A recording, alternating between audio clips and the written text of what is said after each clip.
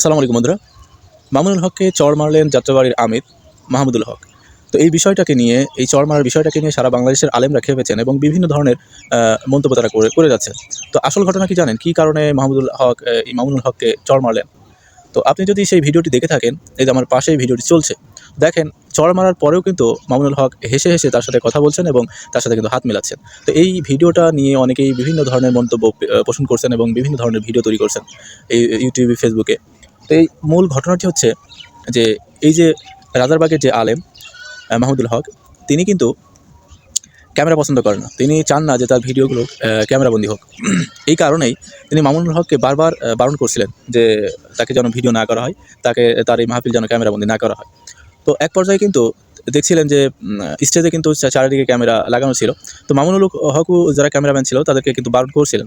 তো এক পর্যায়ে যখন মামুনুল হক বারণ করা সত্ত্বেও যখন ক্যামেরাগুলো চলছিল, তখন কিন্তু মাহমুদুল হক একটু রেগে যান এবং সেই সময়টা মামুনুল হককে পরপর ২টা চড় মারেন।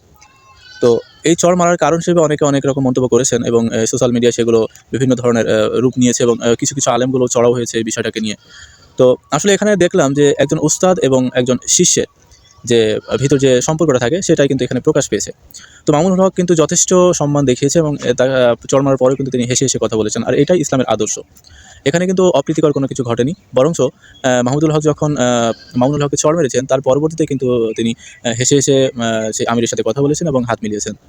এবং এখানে যতটুকু বুঝতে পারলাম যে আসলে ইসলাম এমন একটা আ আ ধর্ম যেটা মানুষকে প্রকৃত মানুষত্বে রূপান্তরিত করে এবং মনুষ্যত্ববোধ মানুষের জাগ্রত করে।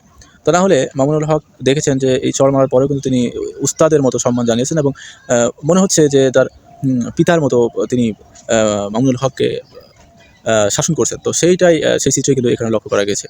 তো যারা বিভিন্ন ধরনের মন্তব্য করছেন বা বিভিন্ন ধরনের মতামত পোষণ করছেন, তাদেরকে বলব যে এখানে আ ভিন্ন প্রসঙ্গ টানার কোনো প্রশ্নই আসে না। কারণ এখানে পিতা এবং সন্তানের ভিতরে যে সম্পর্কটা থাকে, সেটাই কিন্তু প্রকাশিত হয়েছে এবং এই বিষয়টাকে নিয়ে বিভিন্ন ধরনের মন্তব্য করে যাচ্ছেন অনেকে এবং সোশ্যাল মিডিয়াতে বিভিন্ন ধরনের পোস্ট করে যাচ্ছেন। তো এখানে বিভ্রান্ত হওয়ার কিছু নেই। তো ইসলামের আদর্শ এটাই। শিষ্য উস্তাদকে সম্মান করবে, এটাই স্বাভাবিক। তো অন্য দলগত বিষয় যদি এখানে হতো, তাহলে কিন্তু পাওয়ার দেখানো বা বিভিন্ন ধরনের অস্থিতিকর পরিবেশ এখানে লক্ষ্য করা যেত। সেখানে কিন্তু এটা লক্ষ্য করা যায়নি। তো এই বিষয়টাকে নিয়ে পানি ঘোলা করার কোনো কিছু নাই। যা হোক, সেখানে মিলমিশ হয়ে গেছে এবং সেটা দেখছেন যে হাসিমুখে সেটা হয়ে গেছে এবং মামুনুল হক কিন্তু সেটা হাসিমুখে মেনে নিয়েছেন। তো এটাই বন্ধুরা, মূল কাহিনী এটাই ছিল। তো এতক্ষণ আমার সাথে থাকার জন্য অসংখ্য ধন্যবাদ। আপনি আমার চ্যানেল নতুন হলে ইসলামিক বিভিন্ন ভিডিও দেখতে আমাদের চ্যানেলটি সাবস্ক্রাইব করে রাখতে পারেন এবং আমাদের সাথে থাকতে পারেন। ধন্যবাদ। আসসালামু আলাইকুম।